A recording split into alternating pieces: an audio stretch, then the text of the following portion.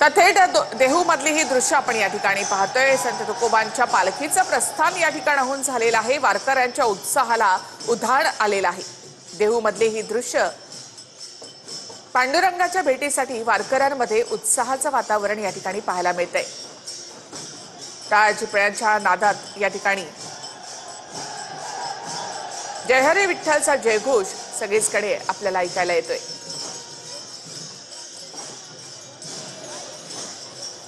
अधिक माहितीसाठी थेट आपण देहूमध्ये जाऊयात। आमचे प्रतिनिधी रणजित जाधव यांच्याकडे। रणजित, अक्षरशः वारकऱ्यांच्या उत्साहाला उधाण आलेला आहे। आषाढी वारी आता सुरू झाली आहे।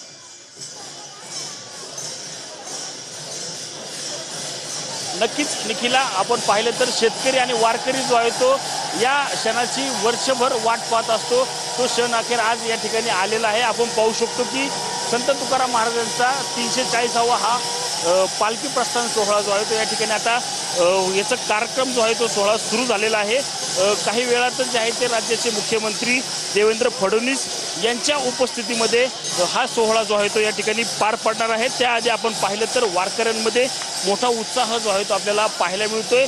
समाधानकारक राज्यामध्ये असा पाऊस झाल्यामुळे राज्याच्या कानाकोपऱ्यातून जे आहेत ते अनेक वारकरी भाविक जे आहेत ते या ठिकाणी आलेले आपल्याला एकूणच पाहायला मिळतंय। आपण पाहू शकतो की अतिशय शिस्तबद्ध अशा प्रकारामध्ये जे आहे ते वारकरी या ठिकाणी आता या भजन कीर्तनाचा आनंद घेताना आपल्याला एकूण पाहायला मिळते। आपण जर पाहिलं तर सकाळी पहाटे 4:30 पासून जे आहे ते आता विविध कार्यक्रमांची रेलचेल जी आहे ती या संत तुकाराम महाराजांच्या मंदिरात जी आहे ती सुरू होती। 4:30 वाजता शिळा मंदिर येथे अभिषेक झाला। त्यानंतर स्वयंभू विठ्ठल रुक्मिणी मंदिरामध्ये जो आहे तो देखील त्या ठिकाणी देखील अभिषेक व काकड आरती करून या कार्यक्रमाला जी आहे ती सुरुवात करण्यात आली। त्यानंतर स्वयंभू विठ्ठल रुक्मिणीच्या विधिवत पूजेनंतर पालखी सोहळ्याचे जनक तसेच संत तुकाराम महाराजांचे तृतीय चिरंजीव जे आहे ते तपोनिधी नारायण महाराज यांच्या पादुकांचा जो आहे तो अभिषेक करत विधिवत अशी पूजा या ठिकाणी केल्यानंतर दिवसभर या कार्यक्रमांची जी आहे ती रेलचेल या ठिकाणी सुरू असलेली आपल्याला पाहायला मिळते।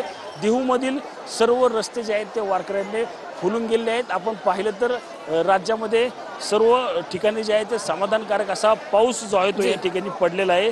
त्यामुळे संपूर्ण शेतकऱ्यांची जी आहे ते आता या ठिकाणी पेरणी असेल किंवा शेतीची कामं असतील ती उरकून शेतकरी जे आहे ते आपल्या लाडक्या विठुरायाच्या दर्शनासाठी देहूतून पंढरपूरकडे जे आहे ते आज या ठिकाणी प्रस्थान करणार आहे। काही वेळानंतर ही या संत तुकाराम महाराजांची पालखी जी आहे ती आता पंढरपूरकडे प्रस्थान करेल। पहिला मुक्काम जो आहे तो शेजारीच असलेल्या इनामदार वाड्यात असणार आहे।